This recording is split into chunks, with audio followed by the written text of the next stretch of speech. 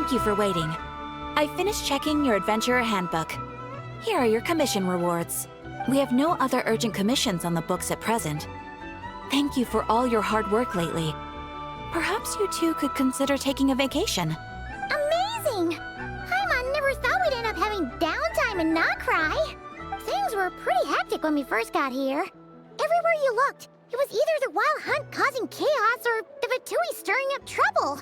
It felt like this whole region was one giant slime in a barrel, ready to go boom at any moment. That's right. Another win for Tibet's top duo. Ah, yes.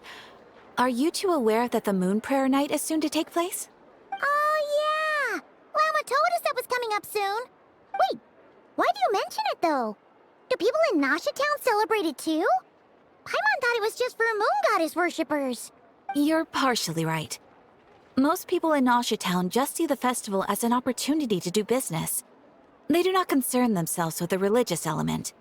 The festival was first celebrated by the Frost Moon Scions. On this day, they would wear moon prayer blossoms and celebrate the birth of the moon goddess through song and dance. They would also prepare food and handicrafts and give them as gifts to others. Over time, it became Nod Krai's most lively festival. Oh, sounds like fun! Great! Well, in the meantime, since Catherine doesn't have any commissions for us, let's focus on some personal business instead. When we first got here, you mentioned that this was where your spaceship landed? We didn't get to follow up on it at the time, because we got wrapped up in that whole rare air situation, but now we can finally start investigating it properly. Well, there's a saying Paimon's heard around these parts, which goes, if you lift up a rock, you'll find something you weren't looking for. By that logic, you'll never find what you're looking for while you're searching, but the moment you stop looking, it'll jump right out at you. Could be worth a try though, right? Anyway, Paimon suggests we focus on other stuff we want to do for now, and just keep an ear out for spaceship-related intel as we go.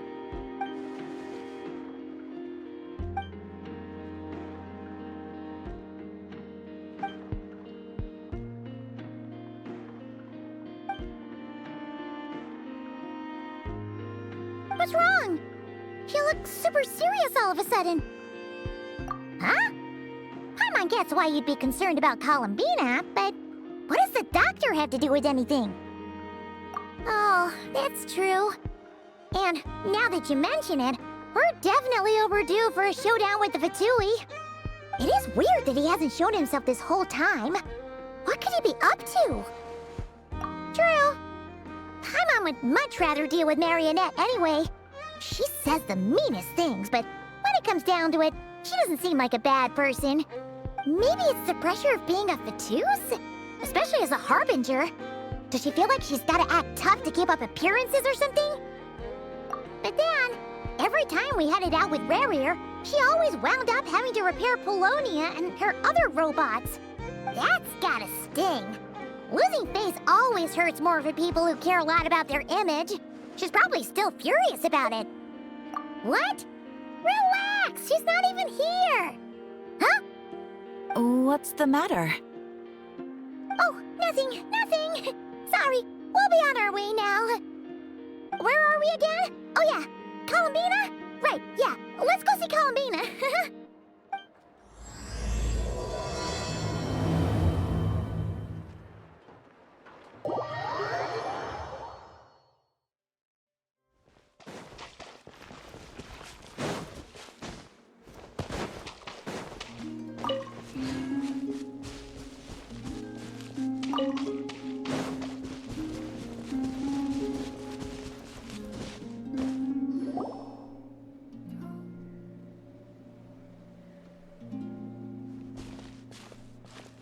She's sitting up! Is me sitting here a rare sight? No, we just thought you'd be resting. Perhaps I would have been, were it not for the sudden arrival of some unexpected guests. Not that I consider it a disturbance. After all, you are the only ones who are free to enter. Would it not be a little unfriendly of me to lie down while we speak? I didn't realize you put so much thought into little things like that.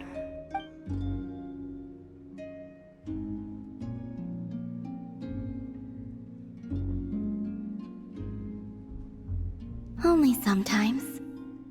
There have been moments lately where I think about you and your companions. They are warm, mysterious, and cozy memories. Very few of my past memories are anything like that. They say that travelers return home bearing bags full of souvenirs. But my luggage was empty, and I believed it would stay that way. Return home? So, you're still planning on returning to the moon? Yes. This planet continues to reject me, reminding me that I do not belong here. If I remain in Teyvat, there will come a day that I disintegrate. And I don't mean reduced to dust, or turned into food for the flowers. I mean, I will cease to exist entirely. Alright then. Well, we're sure gonna miss you. But it sounds like we'll have to say goodbye. How do you intend to return? The moon prayer night is soon to arrive. On that day, the moon will be closest to Teyvat. The Kuvaki in this land will reach its peak at that time. I merely need to grasp the tide, and with relatively little effort. Oh, Paimon gets it! It'll work like a slingshot! You make it sound like she's gonna get blasted up to the moon. If I did that, I suspect I would crash into the false sky. I will be using a much gentler approach. But I do like the analogy. It's fun. You see? She gets Paimon's sense of humor. In the blink of an eye, the time has come to part ways. It does feel that way, doesn't it? Time seems to fly fastest when you are enjoying it. I have always thought of myself as a wanderer on this earth, and it has never expressed any desire to keep me here. Yet, just as I plan to depart, it tugs at my arm. Is this a gesture of affection? Or is the world mocking me? Oh. Were you hoping I can answer that? Yes. You are a traveler, so you must have a lot of experience in this area. Then, what I would say is, enjoy the moment. That's right! Don't overthink it! Happiness is happiness and joy is joy! The point is to enjoy it, not analyze it! I see. Then what I would say is, even though I am very tired right now, I am still happy. I can't tell from the tone of your voice. Oh, really? You don't think I sound happy? I'm just kidding. I could tell you were in a good mood today from the moment we saw you. Ah, a joke. Albeit not a funny one. Anyway, I assume you're here about you-know-what. Give me your hand. Actually, it's not that. There's something else we wanted to discuss with you. Oh. Then, do you still want to give me your hand? Or not? Sure.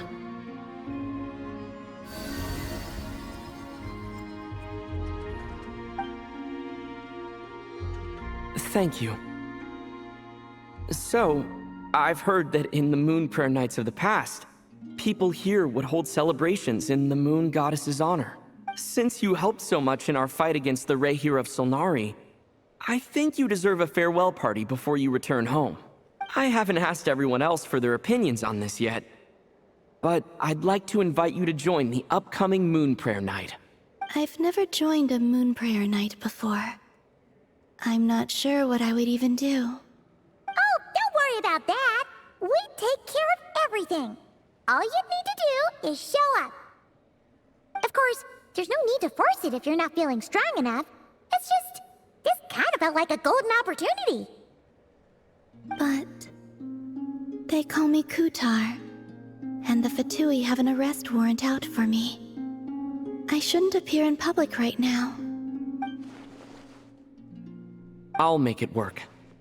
You have my word. Yeah, we got your back. Well, he does. Paimon's actually not too sure what he's planning. All right, if you're sure. I will not refuse your invitation. I suppose it wouldn't hurt to pack a few more sights from this world into my suitcase before finally learning what my homeland looks like. Oh, if you see Llama, please tell her that my answer to the question she asked me is neither yes nor no. Rather, it is. There is no need. That was kinda cryptic, but sure. Guess it's between the two of you. We'll pass along the message. Bye for now!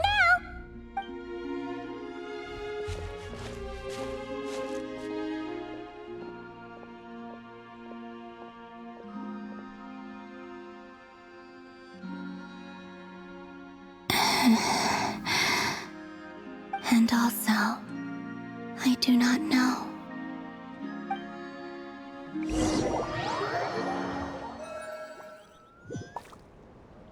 Since she's agreed to join the festival, let's go see who else wants to take part.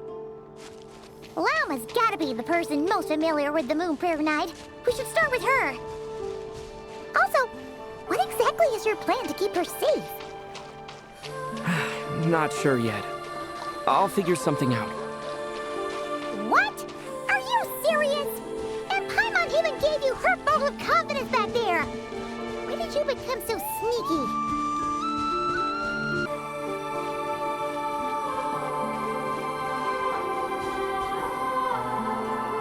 Hey, Llama! It's us! Huh? Varka? What are you doing here? Beats me. I had a bit too much to drink last night, and when I woke up, I was on Hisi Island. Mr. Varka is helping to oversee Nasha Town's preparations for Moon Prayer Night. He is here to go over some details regarding the decorations and custom cloth designs. Right, yeah, that too. What do you mean, that too? Yes, celebrating this festival is a long-held tradition here in Krai. On this day, the crescent moon at the top branches of the verdant crest turns into a full moon, and the moon prayer blossoms bloom with a special radiance. Our people take these to be blessed omens.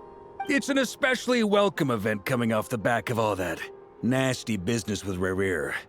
Everyone got put through the ringer recently, and now they're looking to turn their fortunes around. The big shots in town all agree that a big, lively celebration is just what we need to rebuild people's faith in this place. No wonder Catherine said that people weren't so bothered about the religious element. That's right. It's become more of a local custom by this point. The celebrations have little to do with whether the religious stories behind this event are true or not. Even the Frost Moon Scions are eagerly awaiting the coming of Moon Prayer Night, despite now knowing that their past beliefs were founded on a falsehood. That's fair. It's a bit like the lantern ride in Liyue. It's a chance for people to enjoy themselves, not debate the existence of the Adepti. Oh, one other thing! We just went to see Columbina. We went ahead and invited her to take part in the festival this time. Hope it's okay. Wait, so... you mean she agreed to it? Huh. That's quite a surprise. Then, I suppose that she intends to return to the moon on that day. Oh, yeah! It's kind of a complicated process, but basically, it's like a slingshot. I understand. In truth, I had a feeling that she might make such a decision. Well, if Kuthar has decided to participate in the festival, we should prepare accordingly. Yeah, exactly. She was saying how it could be risky for her to show her face in public. We were wondering if there was any way we could hide her. Unfortunately, the people who carved the statues did an excellent job of capturing her likeness. It will be very challenging to hide a goddess whose face everyone is so familiar with. Darn! We may have bitten off more than we can chew here. Nah, don't sweat the small stuff. We can handle that. Huh? Are you saying you have a plan? Not as such, no, but the most important thing with a festival is to keep the mood light and your spirits up. You can't go preparing for a festival with those long faces. You'll never convince anyone to enjoy themselves. The Mondstatter spirit is strong with this one. As it happens, I agree with Mr. Varka. Let's start by making our appreciation for Kutar the beating heart of the festive atmosphere. And who knows? Once we get the ball rolling, perhaps everything will just fall into place. Hey! Did you catch that? Llama said the thing! Or close enough, at least.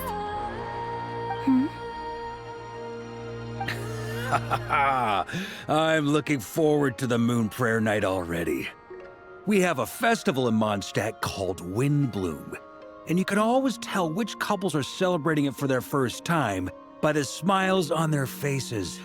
Big, beaming smiles like their whole face is glowing.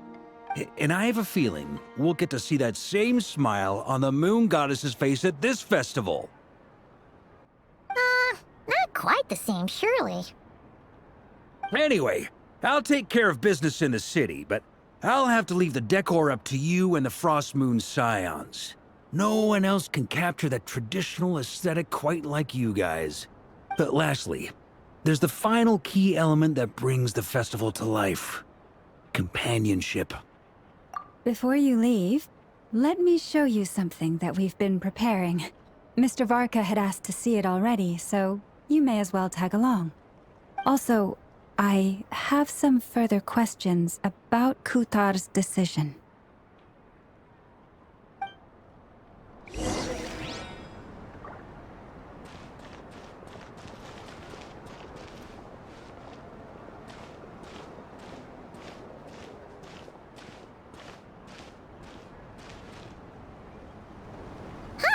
What's this? They sure look like they're having fun. I believe so. Kuhenki seem very skilled at playing drums like these, although I'm not sure where they learned it from. Maybe it's an innate talent? In their eyes, they're probably just playing with toys. Luanatar! You wanna play too? Yeah. She looks more confused than anything. Maybe we can teach her next time if we get the chance.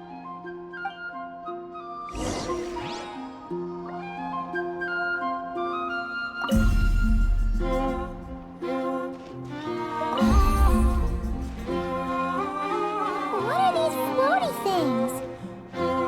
Moon veils. We hang them from buildings in the city during the festival.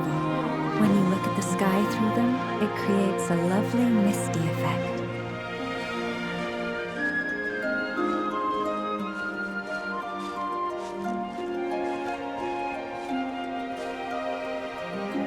Everyone seems hard at work. They are preparing items for Moon Prayer Night. For instance, the sculpture being made over here. Mr. Varka and I were just finalizing the details of where it will be placed. Ah, there she is. I didn't know the finished article would be so large. Not to worry, though. All the necessary arrangements have been made. Just let me know once it's ready, and I'll get some people to ship it over. You have my thanks. And over here, we are preparing a very traditional confection. Oh, look at all these colors! It looks great! Can Paimon try one? Of course. I have a feeling you'll like it a lot. You bet! Sweets and treats are Paimon's favorite! If you included those in the Feast of the Moon, I bet Paimon would have joined the Frost Moon Scions by now. There will also be verdant crests like this present in Nasha Town during the festival. The timing of Moon Prayer Night is not completely set in advance.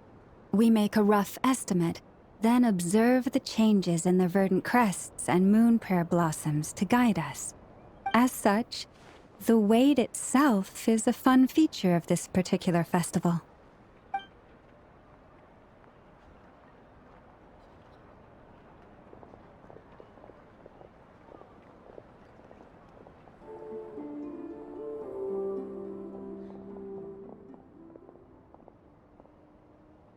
Let's talk here.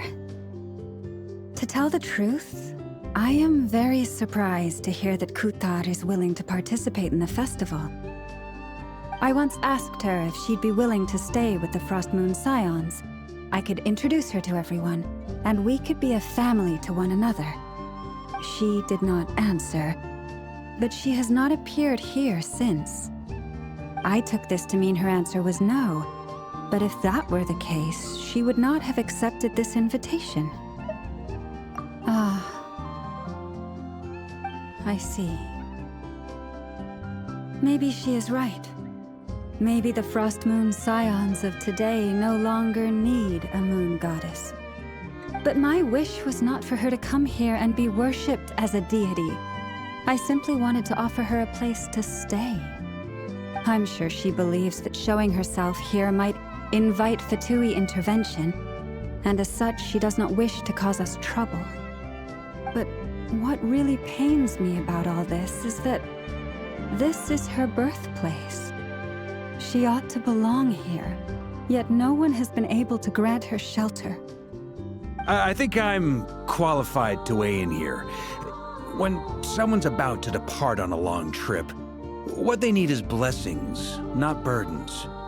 We should wish her the best, not make the journey harder than it already is. Anyway, she's agreed to attend, hasn't she?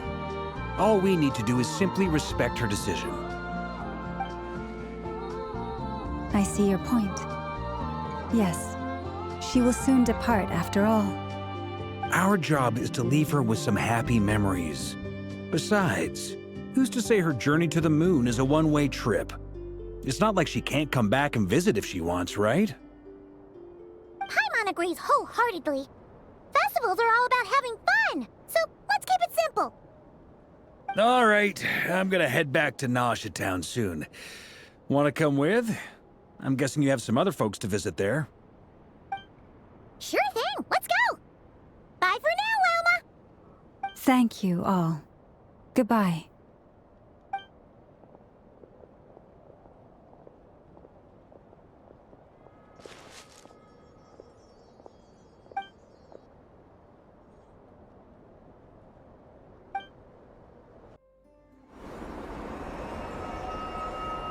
Huh? Hey, over there! It's Durin and Albedo with Flints! What could they be chatting about? Your guess is as good as mine. Ah, Grand Master, and the Traveler and Paimon. Hello there. It's been a while. Perfect. We have some new volunteers for our investigation. Wait, let me guess. The righteous Lightkeepers are finally ready to hunt down the Abyssal Dragon? Haha. Yes, that too. Yeah, right! Oh, wait! Why does everyone keep saying that too? Well, to be precise, the facts match, but not the causality. Wait, so I guessed right? Half right! Don't act so impressed with yourself. Maybe I can explain. We ran into Mr. Flint's north of Nausea Town. At that time, we just noticed a few abyssal creatures out in the wild, but the strange thing was, I didn't detect any traces of abyssal energy on them at all. On closer inspection, we realized that they were not real monsters, but something akin to reflections in the water, or perhaps a mirage. Huh? What do you mean? Like, you could see them but not touch them? Exactly. It was very peculiar. They roared and tried to attack us, but we could not make any physical contact with them. I think I've heard of things like that happening in Not Cry before, but I don't know much about it. Yes, it's a known phenomenon. Mirage-like illusions tend to appear in Nodcry in the run-up to Moonprayer Night. From a distance, they appear quite real. I myself thought that Misters Durin and Albedo were locked in battle with abyssal monsters when I first arrived. But after sharing intel and investigating a little further, we can confirm that these illusions are harmless. There is no great cause for concern. All the Mirage stories I've heard are either animals, rocks, or small houses. Abyssal monsters, though? That's a first. It's a first for me, too. So I'm planning to look into it further just to be on the safe side. I intend to inspect a few more locations. What about you two? Any plans? Alice contacted me a few days ago. She'd like me and Durin to assist her with an experiment. but we lost contact shortly after receiving the message. I'm sure that comes as no surprise to anyone familiar with her. We don't know when the wind will blow, yet when the wind blows, we will know. That, in a nutshell, describes how Alice operates. Yeah, that tracks. Okay. Well, I suggest we investigate this Mirage business in the meantime. It's piqued my curiosity, and I'm pretty sure I know someone who will already be 10 steps ahead of us. Well said. Right? Whatever's happening in Not Cry, she always seems to be the first one to know. Let's go see what she knows. We can invite her and her staff to the festival while we're at it.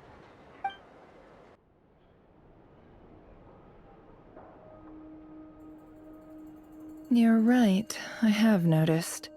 There's certainly something a little fishy about this situation. Only a little, though. Records indicate that this phenomenon can occur in the days before and following Moon Prayer Night. That said, it has always been a rare sight in the past. The odds of encountering these phantoms are similar to looking up in the night sky, happening to see a shooting star, and managing to make a wish before it disappears. But this time, either everyone's getting lucky, or they're appearing far more frequently than usual. Yehoda's out gathering intel as we speak. In the meantime, let me check off some points of interest. First, the Abyss. The ones we saw seem to be abyssal monsters. Indeed. But we have identified one location where many more of them have made an appearance. And not just monsters, but human phantoms, too. Given the scale and nature of the phantoms, it's almost as if someone's last memories are coming to life. Or perhaps the memories of multiple people. Oh. So you mean the phantom monsters are hunting down the phantom humans? Exactly. The phantoms can interact with each other, but we have no means of intervening. In addition, some of the human phantoms would seem to be from the very distant past. This is clear both from the clothing they wear and the stories they tell. They claim to be from Hyperborea, a name which I've heard from Lauma before. If this is true, it means they must be from 6,000 years ago. Did Paimon hear that right? 6,000 years? It sounds like this merits further exploration. That'd be a big help. I'll leave it with you, Albedo. My knowledge of ancient history is non-existent. I used to doze off every time the pre-Knights Favonius era came up in class. It's quite a miracle that you were able to understand these phantoms' speech, given how long ago they lived. I suppose you're right. But I'll leave the archaeologists to ruminate over that conundrum. As an intelligence broker, my sole interest is in the value of the information I gather, which, in this case, hopefully means earning myself some good favor with our dear Lady Moonchanter. So calculating. Whew, this intel broker logic always catches Paimon by surprise. Sounds to me like we could split the work up. I think the abyssal phenomenon is best left to Albedo, Flint's, and me. Agreed. It coincides with my duty as a lightkeeper. For my part, I'd like to understand the Abyss better. Even a little knowledge would go a long way. This is certainly a rare opportunity to study the Abyss. But even rarer, perhaps, is the chance to make contact with the Ancients. The Curatorium will take the lead on investigating the Hyperboreans. We put in the work to learn what we know so far. It seems only fair that we get some quantity of exclusive intel. That just leaves our trusty team of 2 unassigned. Since you became an honorary knight, of course. This was part of my grand plan all along. Ha ha ha! Oh yeah, by the way, we managed to convince Columbina to come to the Moon Prayer Night celebrations. Would you and Yehoda like to join too? She agreed to that? Huh. Quite an achievement. Never underestimate the traveler, I guess. I'd be happy to join. No point shutting myself inside when the streets are all decked out. I doubt any clients will be visiting during the festival in any case. And Yehoda loves a party, so I'm sure she'll jump at the opportunity. No. No. No. No. No. No. No. No. No. No. Way to contradict me in front of... Wait. No, that's not what I have bad news, boss. So many people. All right, everyone inside, quick.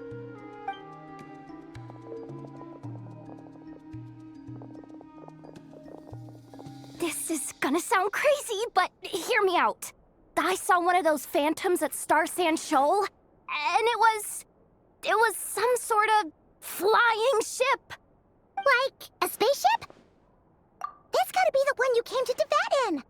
You said you saw the same thing through the moon marrow, right? Huh? You already know about it? Ugh, I thought I was gonna blow people's minds. Turns out I'm the last to find out. Wait, back up. You came here in a spaceship? Now my mind is blown! What's it like on the inside? Was it like flying through space? I want to know everything! Yep, exactly. Huge discovery. You're the best, second best intel broker in the world. After your boss, of course. Wow. Really? Well, I don't know if I'm all that, but... I guess that decides where we're heading next. Come on, don't look at me like that. I know the spaceship doesn't have anything to do with me, but you don't want to leave me as the only one twiddling my thumbs, do you? Please? Fair enough. You can tag along. In that case, let's meet back here to discuss our findings once we're done. I wish everyone a productive investigation. You too.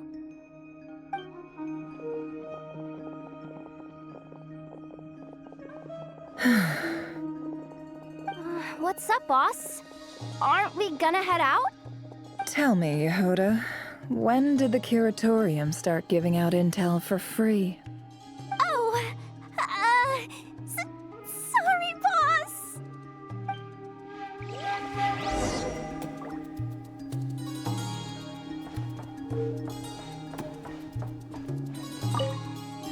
We can't unshare information any more than water spilled on sand can be put back in the bucket. I'll just have to balance the books some other way. Please, boss. There's gotta be another way. Who knows? Depending on what they find, maybe this will work in our favor. Please don't find me. Please.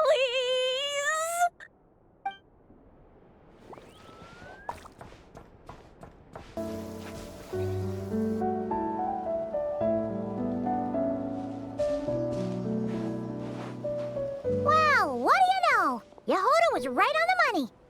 This phantom really is your spaceship. But that's so weird. Why would it show up here? Is it some kind of projection? Or a ghost?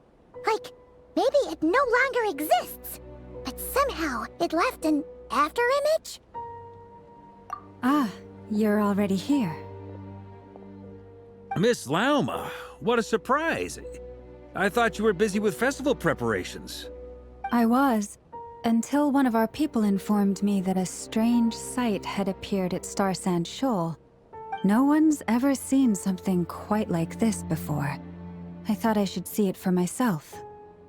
Same here. Oh, so we heard that these things appear around the festival period. Any idea why that is? Unfortunately not. We have very limited information about them, since they can't be interacted with. And no human phantoms have ever made an appearance before now. The most we've been able to deduce is that these sightings appear to be connected to the increase in Kuvaki energy around this time. Yeah, seems like that's all we can do. This is all so confusing. Allow me to lend you a hand.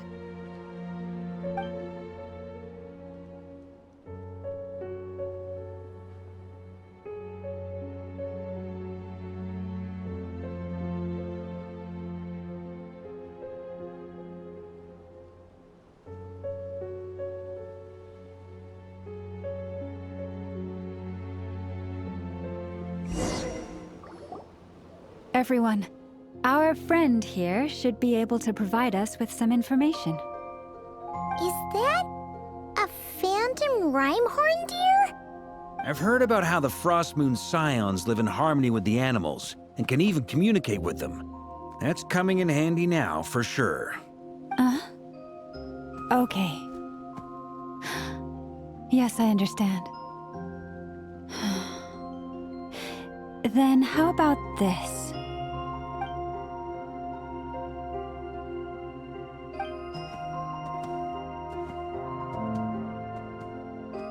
Oh, it's leaving.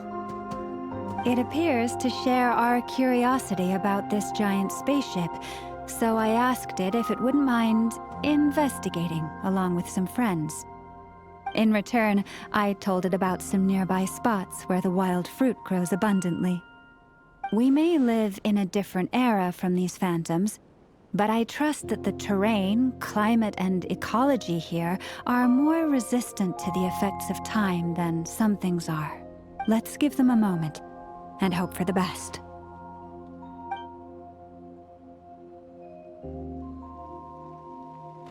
All back together? Must have been a lot of fruit. Indeed. Now let me ask them some questions.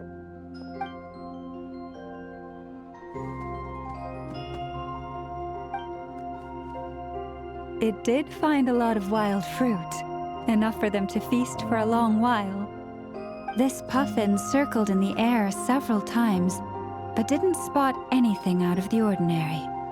Certainly nothing to do with the spaceship. Huh. Well, it definitely makes sense to get a bird's eye view. Indeed. Other than that, I was also thinking that the world these phantoms see is also different from ours. Oh, I get what you mean. The wild fruit exist in both times and spaces, but there might also be things that only exist in that space-time, which we can't see. Good point. Great thinking, Llama. Blunthorn rhinos can use kuvaki to shift great rocks, but this one says it couldn't get that ship to budge by even an inch. The sniffer mole tried too, but despite being a skilled digger, it could not get through. They say that the spaceship looks robust and undamaged. It seems completely impervious to any and all attacks. Whatever lies within is well defended from harm. So, just like us humans, there was nothing they could do about this spaceship either. Yes. Still, they deserve our thanks. We are grateful for all your efforts, dear friends. Now go, and enjoy your feast. I've noticed some other human phantoms gathered nearby. Come on, let's go talk to them.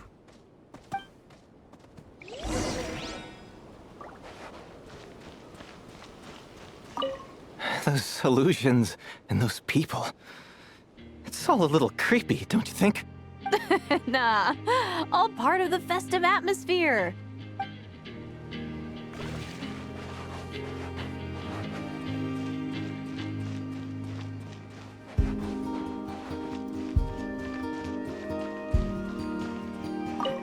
Have you ever seen anything like this?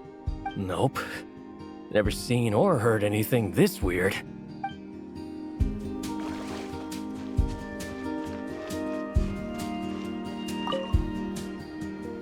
What is this thing? I've never seen it move, and there's no way to get inside.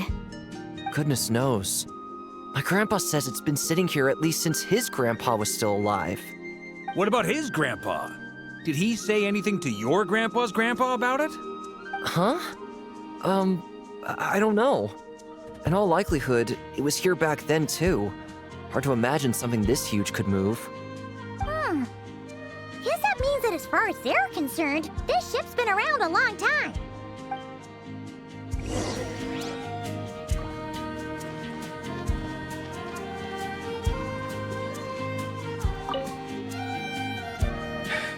Come on, brothers. If we can get even a small chunk off of this thing, it's gotta be worth a fortune. Today is the day we strike it rich. Huh? You mean Paimon? Yes, brother, I shall join you. Let's make our fortune. We should go with them. What the? This thing is crazy tough. I can't even scratch it. What's it made of? Sorry, brother. Looks like we'll have to seek our fortunes elsewhere. Enjoying yourself? I was just seeing if I could influence this phantom's perception by playing. But nope, no dice. I'm sure we're all starting to build up an idea of what's going on here now that we've spoken to some of the people. These phantoms are reenacting real historical events in Nodkrai. It's almost like we're in some kind of interactive stage play. We can talk to the actors, but the plot is fixed, and we can't influence it. It makes sense. History is set in stone. The objective facts of the past cannot be changed. Paimon totally thought you were just goofing around earlier. But actually, you were doing some serious investigating. Of course I was. Anyway, at this point, I think we're forced to conclude that although the Phantom spaceship is right there in front of us, we aren't going to learn much about it from these people.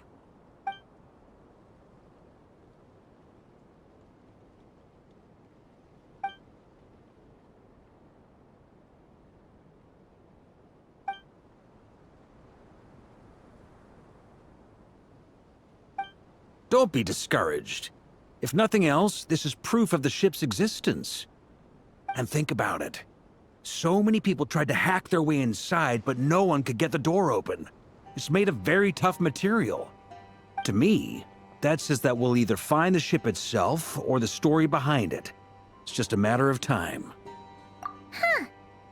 Every now and then, when Varka gets serious, he actually does seem like Grandmaster material for once. I wonder how the others are doing. Let's head back for now. Sounds good. Also, drinks are on me if Team Knights of Favonius is the first to finish.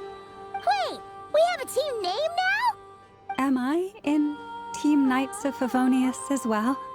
You're very welcome to join. We've even got a cathedral ready for you. Isn't that technically blasphemy? You wouldn't dare make a joke like that if Barbados was in earshot. Nah, I'm sure Barbados doesn't mind a little harmless blasphemy once in a while.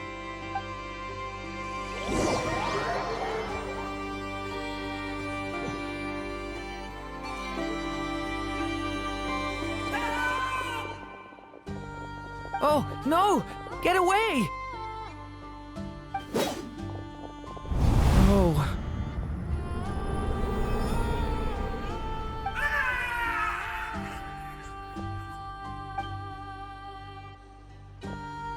I know it's hard to stomach, Mr. Durin. But as I'm sure you've noticed, there is nothing we can do to intervene in that which unfolds before us. But we have to at least try. And try you have. But are you aware of how many unsuccessful attempts you've made now? I wasn't keeping count. I'm afraid this is the 39th failure so far. Or the 5th if we're only counting this particular victim. There are no indications that these phantoms may be altered in any way. You seem to have calmed down a little. I'll make us a fire. You should rest and have some water. Feeling any better now, Mr. Durin? May I ask a few questions? Be my guest. What exactly are we witnessing here? What happened to those people? My guess would be that we are seeing Nodkrai during the Conrian Cataclysm. Would that be accurate? Conria. That is correct. As you know, once the Abyss senses even the tiniest crack, it floods in and spreads like wildfire. There was a time in the distant past when it permeated all of Nodkrai, causing immeasurable harm. The people paid a terrible price to heal this land. Then, 500 years ago, the whole of Teyvat suffered an abyssal disaster. Once more, Nodkrai was dealt a devastating blow. I see. In the face of the abyssal onslaught, all were like grains of sand tossed around by a tidal wave. Be they human, Fae, or God. The moment you witnessed is but one drop in a whole ocean of catastrophe. All right. I guess that answers my second question, too. I wanted to know why there's nothing I could do to help them, and that's because what we are seeing is history. That would be my guess as well. As I understand it, history and fate are not all that dissimilar. The latter may be unseen to us, but both are immutable. Yes.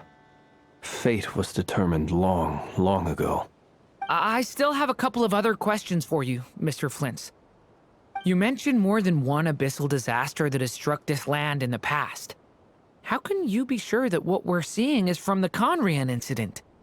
And also, how are you able to stay so calm when you're talking about these events? From everything I know about you, you're not cold or ruthless, and you're not indifferent to the suffering of others. Alas, I am forced to show my age. I must be 600 or 700 years old by human measure. Wait, so you... One is not easily moved by history when one has witnessed the truth firsthand. I'm sorry. You needn't apologize. Your passion is a good thing to have. Treasure it, because someday you may find it in terribly short supply. Now, at the risk of offending you, I have a question in return. Your curiosity toward the Abyss, is it born from hatred or because you sense its call? I only ask because I kept a fragment of Rerear's body in my lantern for a short time. Specifically, his heart. So I know what a burden it can be to carry the Abyss with you. And I hear its power growling from somewhere within you. In my eyes, your mere existence is a miracle. My honest answer is... I don't know. I don't think I have the confidence to say for certain. What I will say is the Abyss is not the only issue that haunts me. Even before I became who I am today, the question dogged me constantly. Should I even exist at all? My doubts remain unresolved. But when we fought Rerear, something became a little clearer to me. Sometimes it is the darkness within us that allows us to achieve the impossible. I certainly got the sense from your 39 attempts that you were trying to achieve the impossible. It sounds like you've resolved to see the truth for yourself. Absolutely. In that sense, he and I are quite similar. Then I wish you every success. I look forward to the day of your transcension. Well, if everyone's caught their breath, I suppose we should head back. Oh, and one last thing. I'd appreciate if you kept our discussion about history a secret.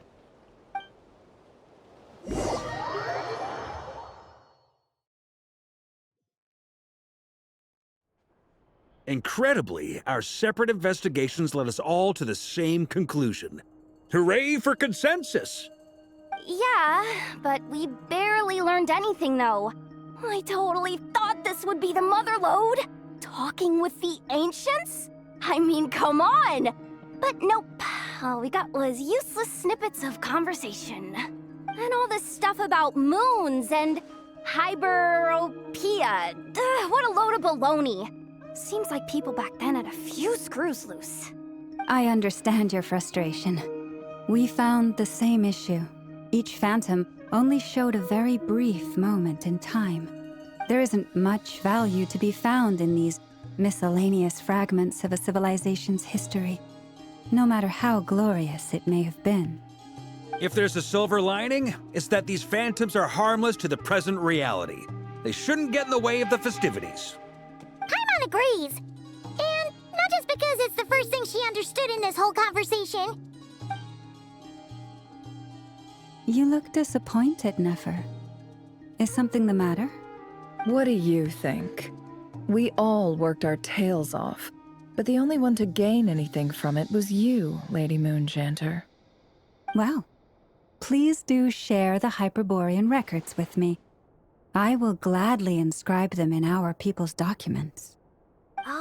Oh, duh! Yeah! That was it! Hyperborea! Hyperborea. I'm serious. Only an expert in the Frost Moon Scions and their history can turn these records into valuable research material. The alternative is to let them gather dust on the Curatorium's storage shelves until the pages turn yellow. Nefer, you're wise enough to know that cooperating and sharing the profits is the best course of action here. Well, that goes without saying. Sure, let's do that. Huh? But didn't you say we aren't supposed to give out intel for free? Sorry. Shutting up.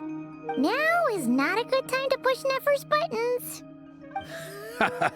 Anyway, back to Moon Prayer Night. I'm thinking that we should prepare something a little special, aside from the usual decorations and so on. You mean a parting gift? Can't go wrong with food. Although, does food go bad on the moon? Perhaps a lantern would be a better choice. It might be dark up there. It could prove difficult to light a lantern on the moon.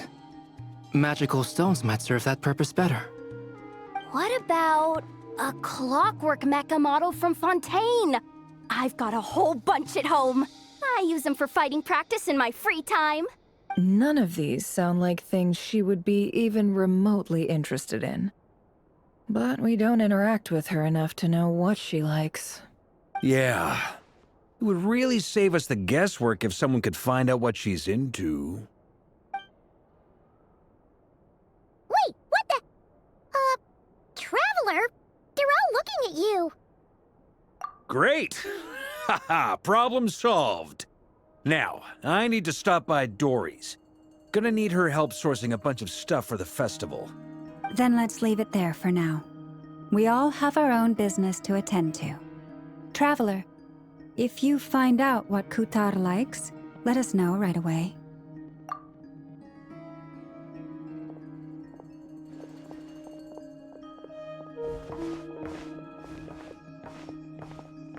Is something the matter? I'm fine. It's just... I'm still feeling a little rattled after witnessing the horrors of the Abyss. But it's okay. This is something I have to work through. I'll be all right. Thanks for your concern. Well, don't put too much pressure on yourself. If you ever feel like something's wrong, physically or mentally, we're here to talk. Come on. Stop treating me like a kid.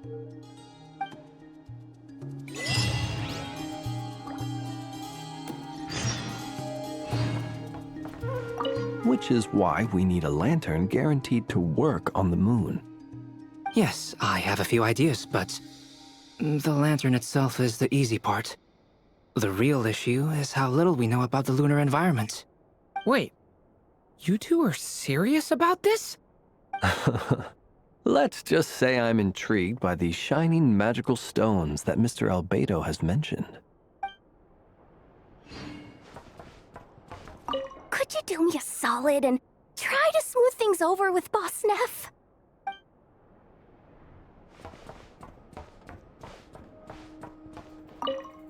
You should get going. It's important that we ascertain what Kutar likes.